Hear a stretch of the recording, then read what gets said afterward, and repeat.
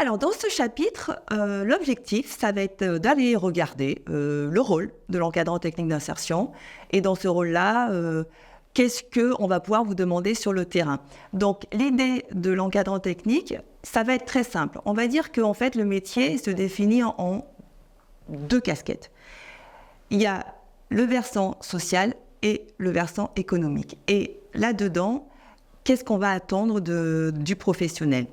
Donc, on va attendre qu'il soit effectivement en capacité de mener l'activité à bien, mais également de pouvoir manager, je vais dire ça comme ça, encadrer le public en insertion avec toutes les difficultés que ça peut avoir. Donc, l'idée aussi, dans ce chapitre-là, je vous ai préparé une étude de cas. Et dans cette étude de cas que vous aurez aussi en vidéo, on ira regarder le sens que vous aurez compris du rôle de l'ETI. Donc, en introduction, pour faire court, comme je vous le disais, ce métier a évolué et aujourd'hui, les enjeux ne sont plus les mêmes. On a un public éloigné du marché du travail qu'il faut réinsérer à travers le travail, qu'il faut former aussi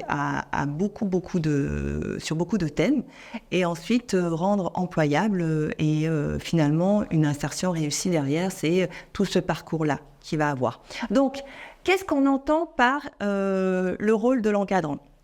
L'encadrant, il va avoir quoi ? Il va avoir une semaine, un mois, des journées où il va devoir mettre en place tout ce qui va être lié à son activité. Admettons que vous êtes dans une structure où vous êtes dans le BTP, dans la peinture. Voilà, on va dire ça comme ça. Prenons cet exemple-là.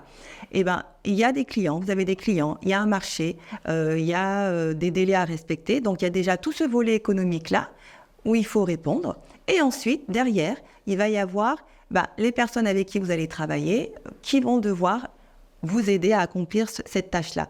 Mais sachant qu'ils ne sont pas forcément du métier, ils sont avec leurs problématiques, donc vous allez aussi, vous, avoir cette casquette sociale, donc de les comprendre, de les former, de les motiver et de faire avec, je dirais, avec les retards, avec les maladies, avec X choses. Donc ça, c'est vraiment ce rôle-là qui, pour moi, peut être aussi difficile si vous n'avez pas cette vocation à former. Donc, c'est vraiment, vraiment important d'avoir ça en tête.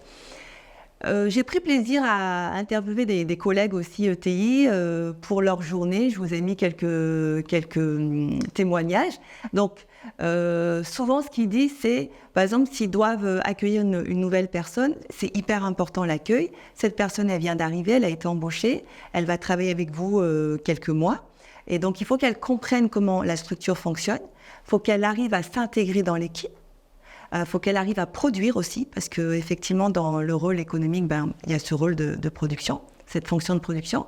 Et en même temps, qu'elle puisse travailler sur son avenir. Parce qu'effectivement, même si elle travaille avec vous dans ce domaine, ce n'est pas dit qu'elle fasse ce travail-là. Donc, c'est vraiment à comprendre. Donc, je vais résumer pour en finir. Son rôle, c'est à la fois l'accompagnement des salariés vers le retour à l'emploi. Et il ne le fait pas seul, il y a une équipe pluridisciplinaire. Et aussi derrière, apprendre un métier, mener l'activité et produire. Donc, 2 rôles, 2 casquettes, plein de choses à dire. Voilà ce que je peux vous dire. Pareil, encore une fois, soyez curieux, allez regarder, il y a plein de choses sur Internet. Mais vous pouvez très bien aussi faire des enquêtes métiers et vous imprégner vous-même sur le terrain de ce que peut être ce métier-là. Je vous dis à plus tard. Merci.